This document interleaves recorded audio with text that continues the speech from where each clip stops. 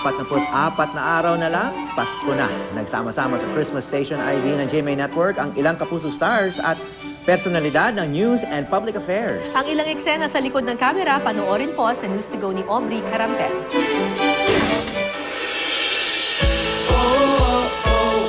Merry ang magiging Christmas ni Marian Rivera at Dingdong Dantes, lalo na't kasama nila ang isisilang na si Baby Leticia. Dagdag ningning din sa Kapuso Christmas Station ID ang nag-iisang Kuya Germs. Good vibes din ang handog ni na Marimar Megan Young at Sergio Tom Rodriguez, Carla Abellana at Rafael Rosel, pati si My Faithful Husband star Dennis Trillo, at ang BFF na sina Heart Evangelista at Lovey Poe. Bukod sa aktingan, ready ring makikapuso Pasko si Gabby Concepcion at si Angelica Santibanez, Jacqueline Jose. Gayun din ang cast ng kapuso shows tulad ng Buena Familia at ang bagong aabangang May Little Nanay.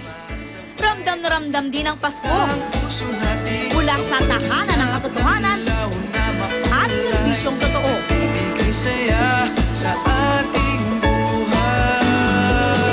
At ating mga kapuso mula sa News and Public Affairs, kasama ang ekspertong totoo na si Mang Tani.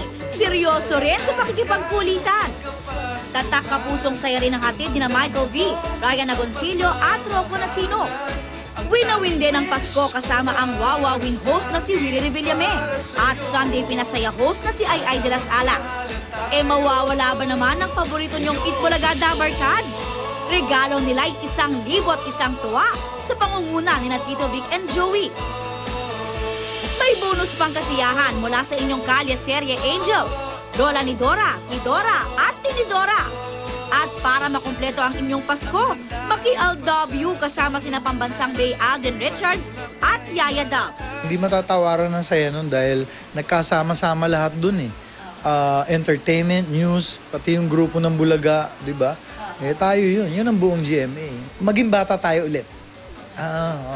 Pag naging bata ka ulit, mas mararamdaman mo yung purity ng love na masarap ipadama. Ayun lang, masarap mag-share. Ayun, makikita mo pag napanood mo. Aubrey Carampel, GMA News.